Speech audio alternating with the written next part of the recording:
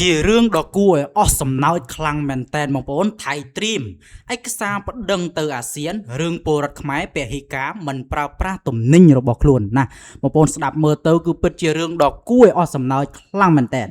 ពលរដ្ឋខ្មែរមិនទិញអីវ៉ៃអីវ៉ាន់ថៃបែរជាថៃត្រៀមឯកសារប្តឹងទៅអាស៊ានវិញឥឡូវយើងទៅតាមដានមើលថាមិនអាម៉ានចេះរឿងនេះពាក់ព័ន្ធទៅនឹងបញ្ហានេះជារឿងមួយដែលគួរអស់សំណើចខ្លាំងឥឡូវយើងតាមដានទាំងអស់គ្នានេះឬចរិតប្រទេសអ្នកមានពីមុនដេលប្រមាថសុទ្ធតែថាប្រជាជនខ្មែររស់អត់តំណែងខ្លួនដាច់ខ្យល់ស្លាប់ណាបងប្អូនពីមុនគឺថាអត់តំណែងថៃគឺខ្មែររស់អត់បានក៏ប៉ុន្តែបែរជាថៃខ្លួនឯងទេពេលនេះដាច់ខ្យល់អីណានៃត្រៀមឯកសារប្តឹងព្រោះតែខ្មែរពហិការឈប់ទិញតំណែងថៃទៅវិញបងប្អូនណាជាពិសេសនោះគឺប្តឹងខ្មែរតែម្ដងប៉ុន្តែឥឡូវស្រាប់តែលេចលឺដំណឹងមកថារដ្ឋាភិបាលថៃកំពុងរៀបចំឯកសារប្តឹងទៅកាន់សហមាគមអាស៊ានជុំវិញបញ្ហាពលរដ្ឋខ្មែរពហិការឈប់ប្រើប្រាស់និងរើសអើងផលិតផលរបស់ខ្លួនទៅវិញណាមានអ្វីដែលមិនអោយរើសអើងបើឆ្លៀនពៀនខ្មែរដល់ម្លឹងបងណាគឺស្អប់ថៃមែនបងប្អូនគឺខ្ញុំស្អប់ដល់ឆ្អឹងតែម្ដងជនជាតិថៃនេះបងប្អូនគឺជនជាតិអាក្រក់អក្រៃតែម្ដងរឿងដល់អញ្ចឹងក៏វាធ្វើទៅរួចដែរបងប្អូនដល់ថ្នាក់ថាប្តឹងខ្មែរយើងមិនទិញអីវ៉ាន់វាបងប្អូនរឿងមួយដ៏គួរអស់សំណើចណាស់យោងតាមប្រភពព័ត៌មានក្រៅផ្លូវការដែលបានបែកធ្លាយពីមជ្ឈដ្ឋានការទូតរួមទាំងសកម្មជនសង្គមលេចធ្លោលោកតាំងគឹមលេងបានឲ្យដឹងថារដ្ឋាភិបាលថៃកំពុងតែរៀបចំឯកសារតវ៉ាមួយដើម្បីដាក់ជូនទៅកាន់សមាគមប្រជាជាតិអាស៊ីអាគ្នេយ៍ហៅកាត់ថាអាស៊ានណាបងប្អូនកាលពីមុនគឺប្តឹងម៉ាឡេស៊ីដោយសារតែម៉ាឡេស៊ីមិនទិញបង្កងបង្គាខ្លួនឥឡូវមកប្តឹងខ្មែរយើងដែលខ្មែរយើងមិនទិញផលិតផលថៃណាបងប្អូនមើលទៅប្រហែលជានៅពេញតែស្តុបនឹងឯងមកទៅបានដល់ថ្នាក់ហ្នឹងហ៎ឥឡូវយើងបន្តទៀតជុំវិញយុទ្ធនាការដែលប្រជាពលរដ្ឋខ្មែរនាំគ្នាធ្វើពហិការមិនប្រើប្រាស់ទំនិញថៃបងប្អូនយើងត្រូវតែឈប់ប្រើប្រាស់របស់វាតែម្ដងមិនមែនតែមួយថ្ងៃពីរទៅគឺមួយជីវិតណាបងប្អូនអត់ថៃគឺនៅតែរស់បានឲ្យថៃវាដឹងភាគីថៃបានចាត់ទុកចលនានេះថាជាទង្វើរើសអើងពាណិជ្ជកម្មហេតុអ្វីបានមិនរើសអើងខ្ញុំគិតថាខ្ញុំរើសអើងដែរទំនិញរបស់ថៃនេះបងប្អូននឹងប៉ះពាល់ដល់ស្មារតីសហគមន៍សេដ្ឋកិច្ចអាស៊ានយ៉ាងធ្ងន់ធ្ងរហើយពេលមុនមិនក៏មិននិយាយអញ្ចឹងឥឡូវក៏និយាយអញ្ចឹងបងប្អូនដើមចំដែលជំរុញឲ្យប្រជាពលរដ្ឋខ្មែរនិងអាជីវករក្នុងស្រុកនាំគ្នាបង្កើតចលនាពហិការទំនិញថៃយ៉ាងសម្រុកបែបនេះគឺផ្ដើមចេញពីការផ្ទុះឡើងនៃចំនួនព្រំដែនដ៏តានតឹងរវាងប្រទេសទាំងពីរបន្ថែមលើនេះគឺបន្ទាប់ពីមានការលេចលឺនៅព័ត៌មានស្ដីពីការរើសអើងនិងការស្នើសុំឲ្យផ្ដាច់ជំនួយអប់រំណាវាធ្វើដាក់យើងគឺអាក្រក់អក្រៃណាដល់ពេលយើងវិញអត់មានធ្វើអីវាបានយើងគ្រាន់តែធ្វើ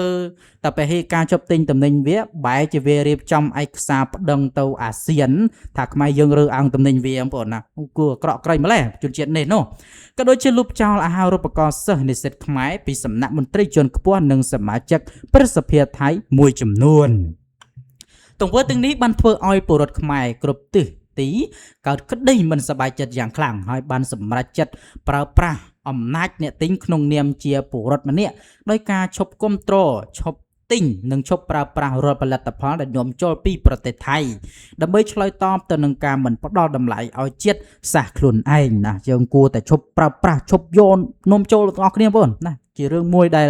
ធ្វើឲ្យយើងឈឺចាប់យើងគួរតែធ្វើឲ្យវាឈឺចាប់វិញណាបើទោះបីយើងមិនវាយវាមិនឈ្នះក៏ប៉ុន្តែយើងអាចឈប់ទិញផលិតផលវាបានតើចលនាពហិការដ៏ធំធេងនេះបានធ្វើឲ្យប្រទេសថៃរងការខាតបង់សេដ្ឋកិច្ចយ៉ាងដំណំក្រោយពេលមានចំនួនព្រំដែនជាមួយនឹងកម្ពុជាខាតច្រើនណាស់បងប្អូនហើយខាតច្រើនណាស់ណាគឺថាពាក់ព័ន្ធទៅនឹងរឿងសេដ្ឋកិច្ចនេះវាគៀបយើងឲ្យងាប់ប៉ុន្តែវាមិនងាប់យើងវាបែរជាងាប់ថៃខ្លួនឯងវិញណាបងប្អូនតាមទិន្នន័យបែកធ្លាយទំហំនាំចេញទំនិញរបស់ថៃមកកាន់ទីផ្សារកម្ពុជាបានដួលរលំធ្លាក់ចូលរហូតណាចន្លោះពី38ទៅ45%ឯណោះច្រើនខ្លាំងមែនតើបងប្អូនដើម្បីចាត់វិធានការទប់ស្កាត់ការខាតបង់ដ៏មហាសាលនេះក្រុមហ៊ុនពាណិជ្ជកម្មនិងអាជីវករថៃមួយចំនួនបានបង្ខំចិត្តបដូរយុទ្ធសាស្ត្រដោយបង្វែរទិសដៅដឹកជញ្ជូនទំនិញកិច្ចពីច្រកព្រំដែនគោកដែលកំពុងបិទតាមផ្លូវទឹកឬក៏ឆ្លងកាត់ប្រទេសឡាវជំនួសវិញដើម្បីបន្ត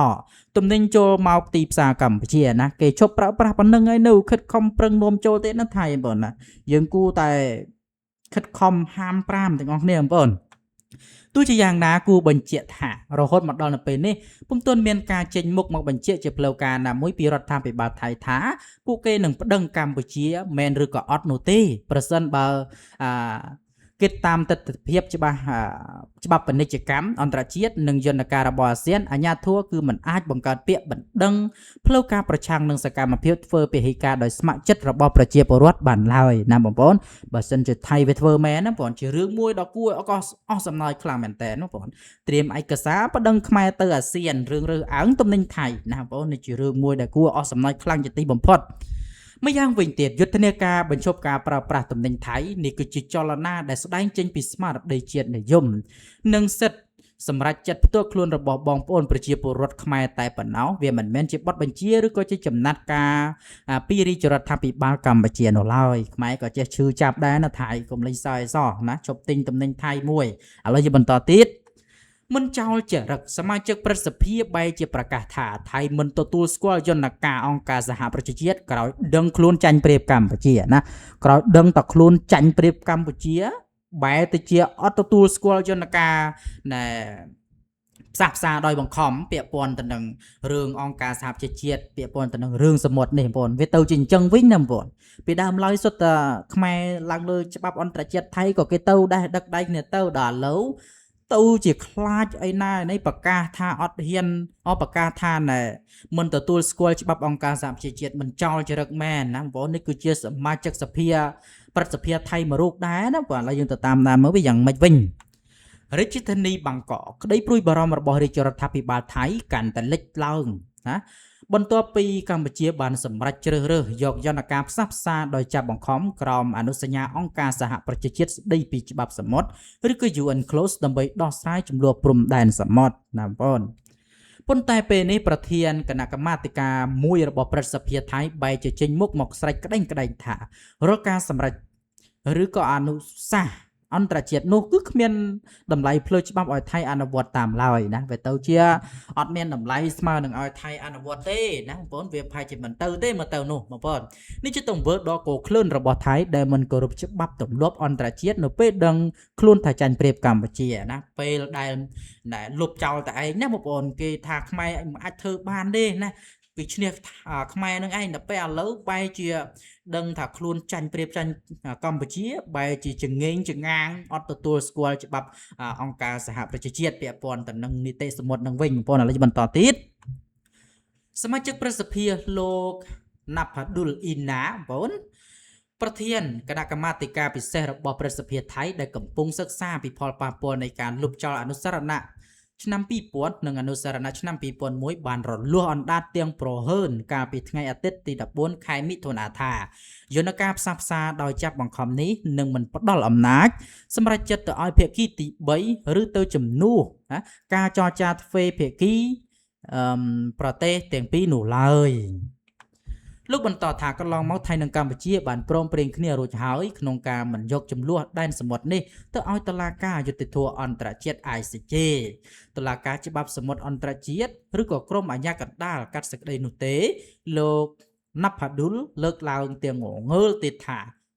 ក្រមនីតិវិធីនេះប្រទេសទាំងពីរត្រូវតែតែងតាំងតំណាងដោយខ្លួនឯងចំនួន2រូបរៀងៗខ្លួនដើម្បីបង្កើតជាគណៈកម្មាធិការពិនិត្យមើលចំនួននិងស្វែងរកដំណោះស្រាយណាទៅវិញទៅមកវាចង់តែដោះស្រាយតែ2នាក់នឹងឯងអត់ចង់ឡើងឲ្យប្រទេសទី3ចូលមកជួយទេសមាជិកប្រសិទ្ធភាពថៃរូបនេះបានគូបញ្ជាក់ថាយន្តការមួយនេះធ្លាប់ត្រូវបានយកមកប្រើប្រាស់តែម្ដងគត់ក្នុងប្រវត្តិសាស្ត្រគឺនៅក្នុងចំនួនរវាងប្រទេសទីម៉ូខាងកើតនិងអូស្ត្រាលីដែលកាលនោះការសម្រុះសម្រួលបានដើរទន្ទឹមគ្នាជាមួយនឹងកិច្ចការចរចាទ្វេភាគីលោកបានថែមថាករណីរបស់ថៃនិងកម្ពុជាអាចនឹងក្លាយជាករណីទី2នៅលើពិភពលោកដែលប្រើប្រាស់នីតិវិធីនេះប៉ុន្តែទោះជាយ៉ាងណាភាគីថៃនៅតែផ្ដល់អាទិភាពខ្ពស់លើការចរចាទ្វេភាគីដដែលរាល់អនុសាសន៍ឬក៏ដំណោះស្រាយទាំងឡាយដែលលើកឡើងដោយគណៈកម្មាធិការសម្រុះសម្រួលគឺมันមានលក្ខណៈបង្ខំឲ្យអនុវត្តតាមច្បាប់នោះទេហើយប្រទេសថៃមានសិទ្ធិសេរីភាពពេញលេញក្នុងការបដិសេធរាល់សំណើណាដែលខ្លួនយល់ថាផ្ទុយនឹងផលប្រយោជន៍ជាតិរបស់ខ្លួននេះជាសម្ដី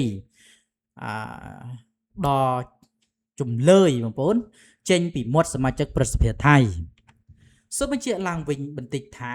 ថៃបានហែកចោលកិច្ចព្រមព្រៀងព្រំដែនទឹក MOU 2001ជាឯកតោភាគីនិងតាមទំនើងចិត្តកាលពីថ្ងៃទី5ខែឧសភាឆ្នាំ2026លើសពីនេះក្រមព្រឹទ្ធសភាថៃក៏បានបន្តរុញច្រានព្រំដែនឲ្យកាន់តែស្មុគស្មាញដោយបង្ខំឲ្យរាជរដ្ឋាភិបាលថៃខ្លួនឯងលុបចោលកិច្ចព្រមព្រៀងព្រំដែនកោគឺ MOU 2000មួយបន្ថែមទៀតដោយមិនខ្វល់ពីច្បាប់អន្តរជាតិទេណាវាលុបតែឯងអីតែឯងដល់ពេលខ្មែរយើងប្រើច្បាប់អន្តរជាតិបែរទៅជាកលិចកលុចអីណានេះវិញបងប្អូនឥឡូវបន្តទៀតរុស្ស៊ីប្រមានពលរដ្ឋខ្លួនទៅថៃប្រយ័ត្នអាមេរិកចាប់ខណៈទីក្រុងបាងកកប្រញាប់បកស្រាយដើម្បីស្វែងរកភាពស្អាតស្អំមិនមកចេះបងណារុស្ស៊ីប្រមានពលរដ្ឋខ្លួនណាលោកពូទីនហ្នឹងបងនៅឯជាប្រធានាធិបតីរបស់រុស្ស៊ីណាអញ្ចឹងប្រមានថាប្រជាពលរដ្ឋរុស្ស៊ីហ្នឹងគុំទៅបាងកកពេប្រហែលពេកប្រយ័ត្នអាមេរិកចាប់ខ្លួនអាមិនបានជាទៅបាងកកទៅថៃទៅជាអាមេរិកចាប់ខ្លួនវិញយើងឆ្ងល់ដល់ហ្នឹងព្រោះឥឡូវយើងទៅតាមដានមើលពាក្យពន្ធនឹងទំនាក់ទំនងការទូតត្រីភាគីរវាងរុស្ស៊ីថៃនិងសហរដ្ឋអាមេរិកយ៉ាងណាមិញរុស្ស៊ីប្រមានពលរដ្ឋខ្លួនទៅថៃប្រយ័ត្នអាមេរិកចាប់បាងកកប្រញាប់បកស្រាយលៀងមុខមាត់យោងតាមក្រសួងការបរទេសរុស្ស៊ីនៅថ្ងៃទី14ខែមិថុនានេះបានចេញសេចក្តីណែនាំនឹងការប្រមានដល់ពលរដ្ឋខ្លួនដែលធ្វើដំណើរទៅកាន់ប្រទេសថៃរួមទាំងប្រទេសមួយចំនួនទៀតឲ្យមានការប្រុងប្រយ័ត្នខ្ពស់ការតាមចាប់ខ្លួនរបស់អាមេរិករុស្ស៊ីបារម្ភថាអាញាធរសហរដ្ឋអាមេរិកអាចនឹងស្នើឲ្យមានការឃាត់ខ្លួនឬធ្វើបដិញ្ញាប័ណ្ណពលរដ្ឋរុស្ស៊ីណាដែលអាមេរិកតាមរកជាពិសេសពាក់ព័ន្ធនឹងបទល្មើសបច្ចេកវិទ្យាហិរញ្ញវត្ថុឬក៏បញ្ហានយោបាយភ្លាមនោះប្រទេសថៃមានសន្ធិសញ្ញាបដិញ្ញាប័ណ្ណជាមួយសហរដ្ឋអាមេរិកដែលមានន័យថាប្រសិនបើមានការស្នើសុំជាផ្លូវការនិងមានភស្តុតាងគ្រប់គ្រាន់ថៃអាចនឹងត្រូវសហការបញ្ជូនខ្លួនជនសង្ស័យទៅឲ្យអាមេរិកការចេញមុខបកស្រាយពីខាងភាគីថៃបាងកកដើម្បីការពារមុខមាត់ក៏ដូចជាកុំឲ្យប៉ះពាល់ដល់វិស័យទេសចរដែលជាសរសៃឈាមសេដ្ឋកិច្ចដ៏សំខាន់ព្រោះពលរដ្ឋរុស្ស៊ីជាប្រភពភ្ញៀវទេសចរដ៏ធំរបស់ថៃអាជ្ញាធរក្រុងបាងកកនិងរាជរដ្ឋាភិបាលថៃបានប្រញាប់ប្រញាល់ធ្វើការបកស្រាយក្នុងនោះថៃបានចេញមកបញ្ជាក់ថាខ្លួនជាប្រទេសមានអធិបតេយ្យភាពនិងអនុវត្តទៅតាមច្បាប់របស់ខ្លួនយ៉ាងម៉ឺងម៉ាត់គ្មានប្រទេសណាអាចមកបង្គាប់បញ្ជាឲ្យចាប់ខ្លួននរណាម្នាក់ដោយគ្មានមូលហេតុច្បាស់លាស់នៅឡើយរាល់ការចាប់ខ្លួនធ្វើបដិញ្ញាប័ណ្ណណាមួយត្រូវតែឆ្លងកាត់ប្រព័ន្ធតុលាការថៃជាមុនសិនដោយផ្អែកលើភស្តុតាងច្បាប់មិនមែនធ្វើឡើងតាមតែការចង់បានខាងនយោបាយរបស់ប្រទេសណាមួយនោះទេថៃបានផ្ដល់ការធានាថាពលរដ្ឋនិងភ្ញៀវទេសចរបរទេសទាំងអស់រួមទាំងជនជាតិរុស្ស៊ីដែលគោរពច្បាប់របស់ប្រទេសថៃនឹងទទួលបានការការពារនិងសុវត្ថិភាពពេញលេញគ្មានការភ័យខ្លាចឡើយគូបញ្ជាក់ថាចំពោះការប្រមានរុស្ស៊ីគឺជារឿងនយោបាយអន្តរជាតិដើម្បីការពារពលរដ្ឋខ្លួនពីឥទ្ធិពលច្បាប់របស់អាមេរិកនៅក្រៅប្រទេសចំណែកឯការឆ្លើយតបយ៉ាងរហ័សរបស់ថៃគឺដើម្បីរក្សាលំនឹងនយោបាយការបរទេសមិនចូលបកសម្ព័ន្ធនឹងការពារទំនុកចិត្តលើវិស័យទេសចរមិនឲ្យភ្ញៀវរុស្ស៊ីមានការរារែកក្នុងការមកកម្សាន្តនៅប្រទេសថៃនោះឡើយក្រុមប្រឹក្សាសន្តិសុខជាតិថៃបានស្នើទៅគណៈរដ្ឋមន្ត្រីឲ្យតែងតាំងអ្នកជំនាញ UNCLOS និងអនុម័តមជ្ឈមណ្ឌលគ្រប់គ្រង drone ណាបងប្អូនថ្ងៃនេះអគ្គលេខាធិការNSC បានប្រកាសលទ្ធផលនៃកិច្ចប្រជុំដោយបញ្ជាក់ថាបញ្ហាសំខាន់ពីរត្រូវបានពិចារណាទី1ទាក់ទងនឹងគោលការណ៍ណែនាំនិងវិធានការសម្រាប់ការបង្ការនិងដោះស្រាយបញ្ហា drone ដែលជាសេចក្តីសម្រេចរបស់ NSC ចាប់តាំងពីឆ្នាំ2025សេចក្តីសម្រេចនេះប្រគល់ភារកិច្ច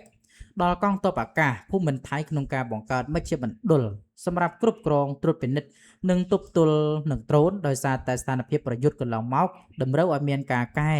តម្រូវវិធីសាស្ត្រនិងដំណើរការពាក់ព័ន្ធទី2បញ្ហាព្រំដែនសមុទ្រនឹងត្រូវដាក់ជូនគណៈរដ្ឋមន្ត្រីដោយក្រសួងការបរទេសនៅពេលដែលគណៈរដ្ឋមន្ត្រីអនុម័តផែនការសកម្មភាពមួយនឹងត្រូវបានបង្កើតឡើងនៅពេលសួរអំពីការតែងតាំងតំណាងទៅកាន់គណៈកម្មការផ្សះផ្សាដោយបង្ខំក្រមអនុសញ្ញាអង្គការសហប្រជាជាតិស្តីពីច្បាប់សមុទ្រឆ្នាំ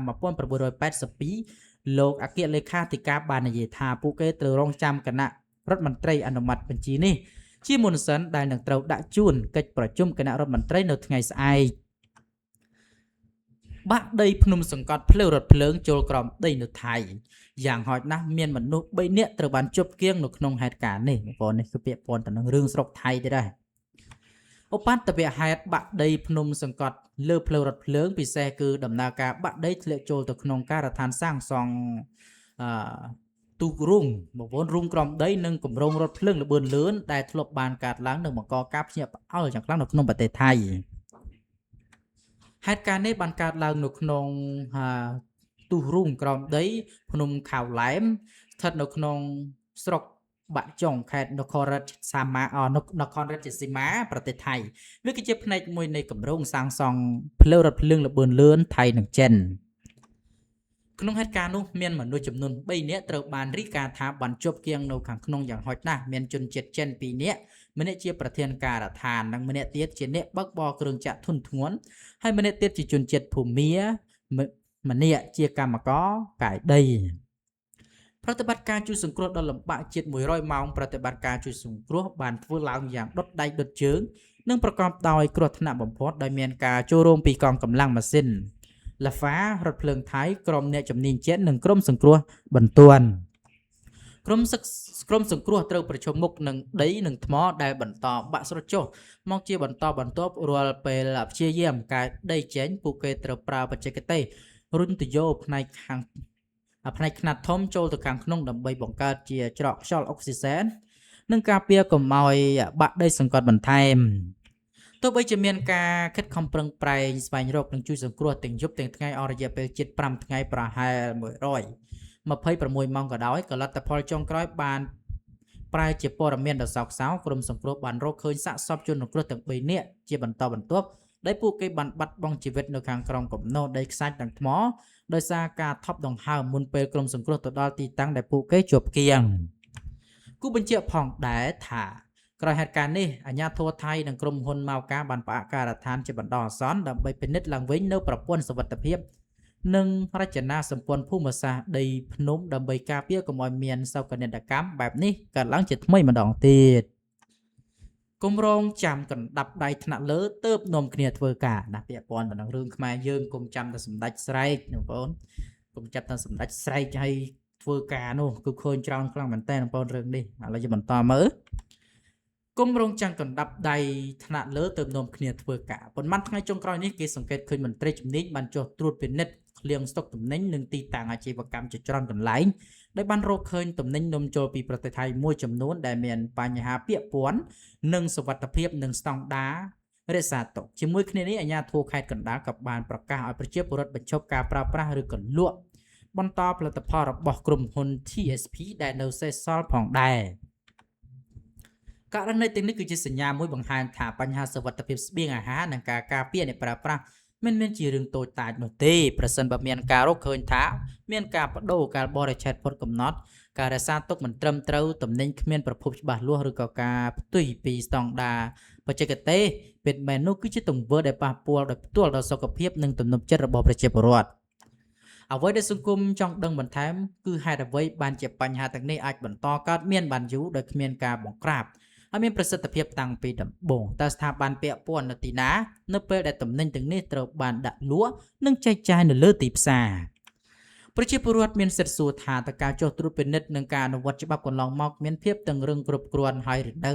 ឬក៏រងចាំរហូតដល់ថ្នាក់ដឹកនាំចុះទៅជួបប្រជាពលរដ្ឋនិងដាក់បទបញ្ជាច្បាស់លាស់ទៅមន្ត្រីមួយចំនួនចាប់ផ្ដើមចេញសកម្មភាព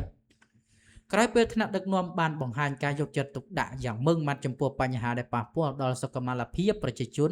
ទើបគេឃើញសកម្មភាពរបស់មន្ត្រីមួយចំនួនហាក់ដូចជាភ្ញាក់ពីដេកនេះជាសំណួរដែលសាធារណជនកំពុងសួរថាតើហេតុអ្វីមិនអាចចាត់វិធានការឲ្យបានមុននេះហេតុអ្វីត្រូវរងចាំកណ្ដាប់ដៃថ្នាក់លើទើបចាប់ផ្ដើមធ្វើការជាមួយគ្នានេះដែរព្រះសង្ឃមួយអង្គក៏បានមានសង្ឃដីកាដាស់តឿនប្រជាពលរដ្ឋថាមុននឹងសម្រេចចិត្តទិញទំនិញឬផលិតផលណាមួយគួរពិនិត្យឲ្យបានច្បាស់លាស់ជាមុនសិនព្រោះផលប៉ះពាល់ដែលកើតឡើងពីការប្រើប្រាស់ទំនិញគ្មានគុណភាពឬក៏គ្មានសុវត្ថិភាពមិនមែនគ្រាន់តែជាការខាតបង់ថវិកាប៉ុណ្ណោះទេប៉ុន្តែតម្លៃនៃការឈឺចាប់ដែលអាចប៉ះពាល់ដល់សុខភាពនិងជីវភាពរស់នៅរបស់ប្រជាពលរដ្ឋក្នុងរយៈពេលវែងព្រះសង្ឃអង្គនោះក៏បានអំពាវនាវឲ្យប្រជាពលរដ្ឋប្រើប្រាស់ការពិចារណាឲ្យបានហ្មត់ចត់មុននឹងជឿលើការផ្សព្វផ្សាយឬក៏ការសម្រេចចិត្តទិញផលិតផលណាមួយប្រជាពលរដ្ឋមិនត្រូវការត្រឹមតែការប្រកាសព្រមានប៉ុណ្ណោះទេប៉ុន្តែត្រូវការចំណាត់ការច្បាស់លាស់ ដំណាភាពនឹងការទទួលខុសត្រូវចំពោះអ្នកដែលបានបំពេញច្បាប់សុខភាពរបស់ប្រជាជនមិនអាចយកមកលេខសាច់ឬក៏ធ្វើជាឧបករណ៍រកប្រាក់ចំណេញបានឡើយមន្ត្រី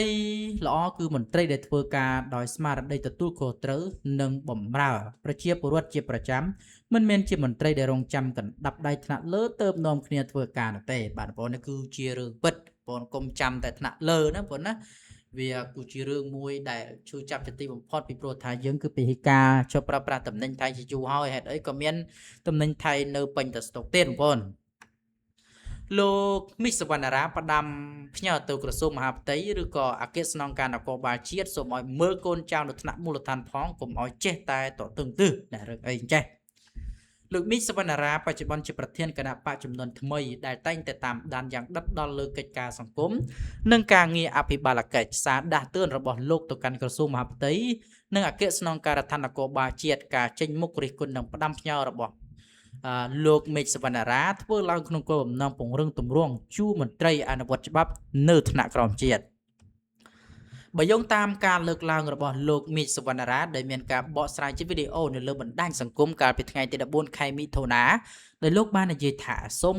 ធ្វើការផ្ដាំផ្ញើទៅក្រសួងមហាផ្ទៃឬអគ្គស្នងការនគរបាលជាតិសូមឲ្យមើលកូនចៅនៅថ្នាក់មូលដ្ឋានផងកុំឲ្យចេះតែទទឹងទឹះខុសច្បាប់អីចឹងលោកធ្លាប់បានសង្កត់ធ្ងន់ជាហូរហែថាអាជ្ញាធរមូលដ្ឋានជាពិសេសប៉ូលីសប៉ុស្តិ៍រដ្ឋបាលឃុំសង្កាត់គឺជាអ្នកដែលនៅគិចិត្តពលរដ្ឋបំផុតប្រសិនបើមន្ត្រីថ្នាក់ក្រោមទាំងនោះធ្វើការបែបទទឹងទឹះមិនគោរពបទបញ្ជាប្រើប្រាស់អំណាចហួសដែនកំណត់ឬមិនស្មោះត្រង់នឹងវិជ្ជាជីវៈវានឹងធ្វើឲ្យប៉ះពាល់ធ្ងន់ធ្ងរដល់ជំនឿចិត្តរបស់ប្រជាពលរដ្ឋមកលើរាជរដ្ឋាភិបាលទាំងមូលនៅក្នុងសារនោះលោកចង់ឲ្យថ្នាក់ដឹកនាំក្រសួងមហាផ្ទៃដែលមានលោកអភិសន្តិបណ្ឌិតសសុខាជាប្រមុខនិងអគ្គស្នងការនគរបាលជាតិនាយឧត្តមសេនីយ៍សថេតយកចិត្តទុកដាក់លើការត្រួតពិនិត្យអត្តចរិតនិងសិលធម៌មន្ត្រីក៏បណ្ដាលឲ្យមន្ត្រីថ្នាក់ក្រោមធ្វើអ្វីៗតាមតែចិត្តអនុវត្តច្បាប់មានស្តង់ដារ2ឬក៏បង្កការលំបាកដល់ពលរដ្ឋស្លូតត្រង់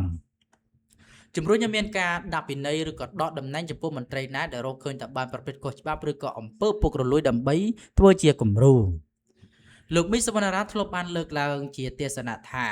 ស្ថាប័នរដ្ឋគួរតែផ្ដល់ឱកាសដល់និស្សិតបញ្ញវន្តដែលមានការអប់រំត្រឹមត្រូវឲ្យចូលបម្រើកិច្ចការសង្គមនិងសន្តិសុខនៅតាមមូលដ្ឋាន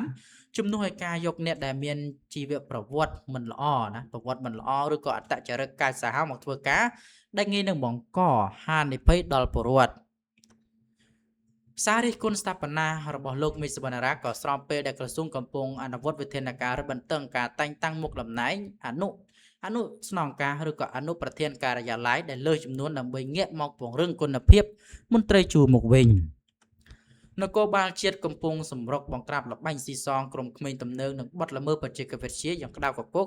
ដែលទាមទារឲ្យមន្ត្រីមូលដ្ឋានត្រូវតែស្អាតសមនិងមានសមត្ថភាពខ្ពស់មិនអាចធ្វើការបែបធូររលុងបានឡើយផ្អែកលើទស្សនវិជ្ជារួមការអំពាវនាវនេះគឺជាសម្លេងឆ្លុះបញ្ចាំងមួយពីអ្នកនយោបាយក្រៅរដ្ឋាភិបាលដើម្បីជំរុញឲ្យស្ថាប័នមានសមត្ថកិច្ចងាកមកឆែកមើលនិងបោះសម្អាតផ្ទះខ្លួនឯងឲ្យបានស្អាតល្អធានាបាននូវគោលនយោបាយភូមិឃុំមានសុវត្ថិភាពជូនប្រជាពលរដ្ឋពិតប្រាកដត្រាំការប្រកាសកិច្ចព្រមព្រៀងរបស់អេរ៉ង់គណៈអ្នកប្រជាធិបតេយ្យអំពាវនាវឲ្យមានភាពច្បាស់លាស់ណានេះពាក្យព័ន្ធទៅនឹងរឿង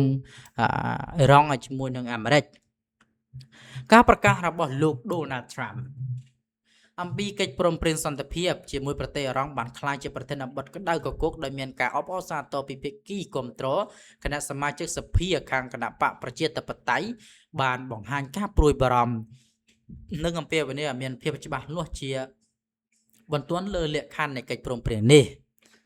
លោកត្រាំនិងមន្ត្រីជាន់ខ្ពស់អេរ៉ង់បានប្រកាសថាភាគីទាំងពីរបានឈានដល់កិច្ចព្រមព្រៀងមួយដើម្បីបញ្ចប់ប្រតិបត្តិការយោធានិងជម្លោះប្រដាប់អាវុធដែលបានអូសបន្លាយពេលប៉ុន្មានខែកន្លងមកនេះការបើកច្រកសមុទ្រ Hormuz លោកត្រាំបានប្រកាសតាមរយៈបណ្ដាញសង្គម Truth Social ថាលោកបានអនុញ្ញាតឲ្យដកការបិទគប់ផ្លូវទឹកពីសំណាក់កងទ័ពជើងទឹកអាមេរិកនិងបើកច្រកសមុទ្រ Hormuz ឡើងវិញដើម្បីលំហូរប្រេងសកលដំណើរការធម្មតានេះបើតាមការសម្របសម្រួលពីប្រទេសប៉ាគីស្ថានកិច្ចព្រមព្រៀងជាផ្លូវការក្រុងនឹងត្រូវចុះហត្ថលេខានៅថ្ងៃសុក្រខាងមុខនាទីក្រុងហ្សឺណែវប្រទេសស្វីស បើទោះបីជាមានការប្រកាសពីបទឈប់បាញ់និងសន្តិភាពក៏ដោយសមាជិកសភាសំខាន់នៃគណៈបកប្រជាធិបតេយ្យបានសម្ដែងការមន្ទិលសង្ស័យនិងទាមទាររដ្ឋបាលលោកត្រាំបកស្រាយឲ្យបានច្បាស់លាស់លើចំណុចមួយចំនួនសមាជិកសភាបកប្រជាធិបតេយ្យដូចជាលោកស្រីជីនីសាហ៊ីនគណៈកម្មាធិការទំនាក់ទំនងការបរទេសប្រសិទ្ធិបានលើកឡើងថាវាមិនទាន់មានភាពច្បាស់លាស់ទាល់តែសោះថាតើកិច្ចព្រមព្រៀងនេះនឹងដោះស្រាយបញ្ហាស្តុកទុកសារធាតុនុយក្លេអ៊ែររបស់អ៊ីរ៉ង់ដោយរបៀបណាព្រោះបញ្ហានុយក្លេអ៊ែរត្រូវបានគេរុញទៅដោះស្រាយនៅដំណាក់កាលទី2ស្ថាប័នស្រាវជ្រាវនិងសមាជិកបកប្រជាធិបតេយ្យមួយចំនួនយល់ថាការដែលអាមេរិកព្រមដកទណ្ឌកម្មនិងផ្ដល់ផលប្រយោជន៍សេដ្ឋកិច្ចឲ្យអ៊ីរ៉ង់មុនពេលដែលរឿងនុយក្លេអ៊ែរអាចធ្វើឲ្យអាមេរិកបាត់បង់អំណាចចរចាការគ្រប់គ្រងច្រកសមុទ្រ Hormuz មានការខ្វែងគំនិតរវាងគ្នារវាងការអះអាងរបស់លោកត្រាំដែលថាច្រកសមុទ្រត្រូវបើកដោយសេរីគ្មានការទារថ្លៃនិងការលើកឡើងរបស់មន្ត្រីអ៊ីរ៉ង់ដែលថាអ៊ីរ៉ង់នឹងនៅតែជាអ្នកគ្រប់គ្រងនិងប្រមូលថ្លៃសេវាផ្សេងៗដែលចំណុចនេះបកប្រជាធិបតេយ្យទាមទារឲ្យមានការបំភ្លឺឲ្យបានច្បាស់លាស់គូបញ្ជាក់ផងដែលថារដ្ឋាភិបាលលោកត្រាំចាត់ទុកកិច្ចព្រមព្រៀងនេះជាជោគជ័យដ៏ធំធេងក្នុងការបញ្ឈប់សង្គ្រាមនិងស្ដារសេដ្ឋកិច្ចគណៈបកប្រជាធិបតេយ្យនៅតែបន្តដាក់សម្ពាធដើម្បីដឹងពីព័ត៌មានលម្អិតលក្ខខណ្ឌច្បាស់លាស់នឹងការធានាថាអ៊ីរ៉ង់នឹងមិនអាចអភិវឌ្ឍនុយក្លេអ៊ែរបាននៅពេលអនាគតណាព្រោះនេះពាក្យព័ន្ធតំណងរឿងនុយក្លេអ៊ែររឿងអាមេរិកជាមួយនឹងអ៊ីរ៉ង់ហើយព័ត៌មានក្រចតបတ်ផ្សេងៗនៅក្នុងវីដេអូនេះក៏មានតែប៉ុណ្្នឹងឯងបើសិនជាមានការលើកខូចឆ្គងត្រង់ណាស្ដាប់ទៅមិនសមនោះក៏សូមខន្តីអភ័យទោសផងហើយខ្ញុំក៏សូមគោរពជ្រាបលានិងសូមអរគុណសម្រាប់ការចូលរួមតាមដានទស្សនាដ៏មានតម្លៃរបស់បងប្អូនទាំងអស់គ្នា